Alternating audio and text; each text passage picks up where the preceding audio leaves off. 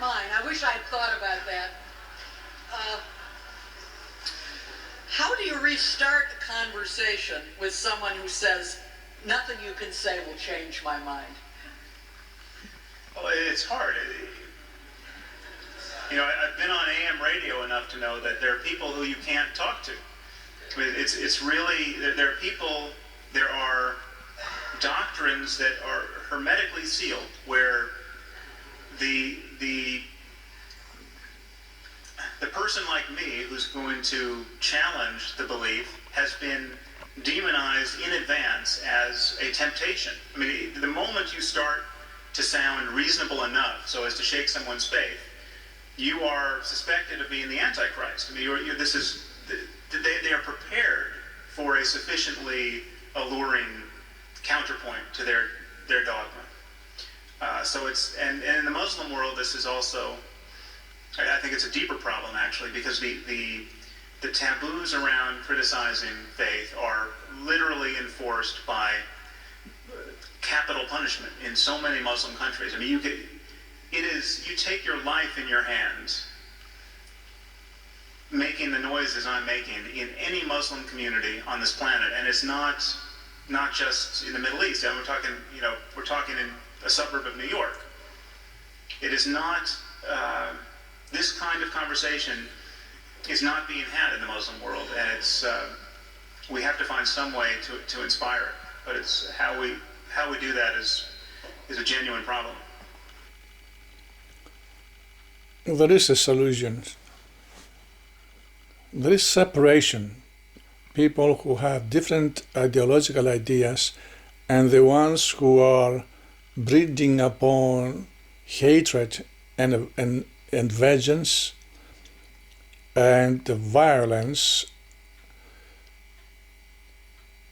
Those people, they have to be left alone and live in their own place, in their own environment, because there is no other way.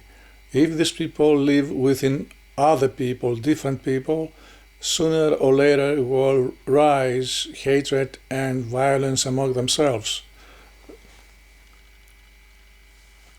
The just attitude of humanity would be to isolate them and leave them in peace. But in order to restart a conversation with them will be to program in their schools, from the public and kindergarten, little lessons who would invite and trigger the fantasy and feel them happy with these little happy stories, naive, beautiful stories, like Aesop's myths, which are convenient and proper for all the children in the world to be able to read and feel happy with them.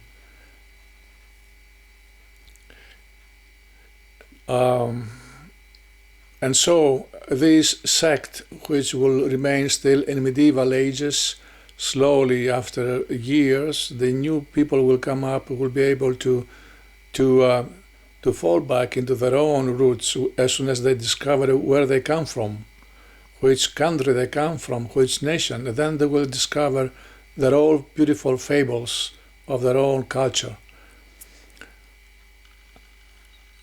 In case these sectarian people, they won't allow the new programs of education in the schools, the rest of humanity should take measures so that they slowly will change their minds and become part of the rest of the family of human beings. Otherwise, they will be staying alone, isolated, and live in their own places. There's no other way. There's another way to solve this problem, is to bring about terraforming on planet Mars and ship them over there. Or the other people, the logical people, should do it. should remove themselves and go live in a different planet.